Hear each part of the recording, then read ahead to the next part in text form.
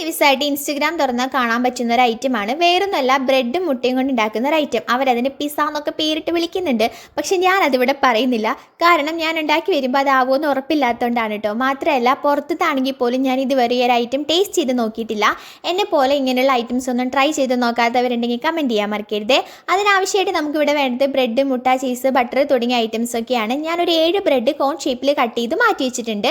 പിന്നെ എടുത്തിട്ടുള്ള ഒരു 3 മുട്ട കേട്ടോ. മുട്ടയൊക്കെ നമ്മുടെ ഇഷ്ടത്തിനും അളവിന് എടുക്കാം കേട്ടോ.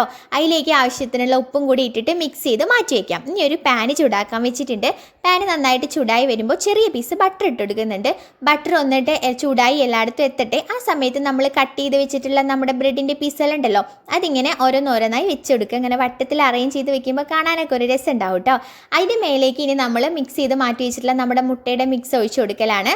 എനിക്കിതിൽ ഏറ്റവും കൂടുതൽ ടാസ്ക് ആയിട്ട് തോന്നിയിട്ടുള്ള പാർട്ടും ഇത് തന്നെയാണ്. കാരണം മര്യാദയ്ക്ക് ഒരു ഓംപ്ലേറ്റ് ഉണ്ടാക്കിയിട്ട് മറിച്ചിട്ടാൽ പോലും സാധാരണ എനിക്ക് പൊട്ടിപ്പോവാറാണ് പതിവ്.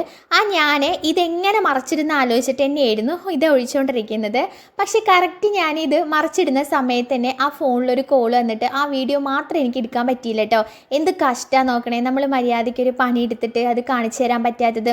സാരല്ല, പൊട്ടാതെ കിട്ടിയത് തന്നെ വലിയ കാര്യം. ഇനി വേണ്ടത് ടൊമാറ്റോ കെച്ചപ്പാണ് കേട്ടോ. ടൊമാറ്റോ കെച്ചപ്പ് കുറച്ച് ഇതിൻ്റെ മേലെ കൂടെ ഇങ്ങനെ ഇട്ടിട്ട് എല്ലായിടത്തും എത്തുന്ന രീതിയിൽ ഒന്ന് ഇങ്ങനെ തേച്ച് കൊടുക്കാവുന്നതാണ്. ഇനി വേണ്ടത് നമ്മളുടെ മെയിൻ ഐറ്റമാണ് ചീസ്. ഞാനിവിടെ ചീസ് ഇട്ട് കൊടുത്തപ്പോൾ അത് കുറച്ച് കുറഞ്ഞു പോയി എന്ന് തോന്നി. കുറച്ച് കൂടുതൽ ചീസ് ഇട്ട് കൊടുത്തിരുന്നെങ്കിൽ ഇത് കട്ട് ചെയ്യുമ്പോൾ കാണാനൊക്കെ ഒരു ഭംഗി ഉണ്ടാവുമായിരുന്നു. അപ്പോൾ അതിൻ്റെ മേലെ കൂടെ പിന്നെ ഇട്ട് കൊടുക്കുന്നത് സവാളയാണ്. സവാള കുനുകുനാന്ന് കട്ട് ചെയ്ത് അത് ഇട്ട് കൊടുത്തിട്ടുണ്ട്. പിന്നെ ക്യാപ്സിക്കും ബ്ലൂബെറിയൊക്കെ ഉണ്ടെന്നുണ്ടെങ്കിൽ അത് ഇട്ടാലായിരിക്കും ഒന്നും കൂടി കാണാനൊക്കെ ഒരു ഭംഗി. അതൊന്നും ഇല്ലാത്തതുകൊണ്ട് നമ്മുടെ സാധാരണ തക്കാളി ഉണ്ടാവുമല്ലോ, അത് കുനുകുനാന്ന് കട്ട് ചെയ്തിട്ട് അതും കൂടി ഇട്ട് കൊടുത്തിട്ടുണ്ട്.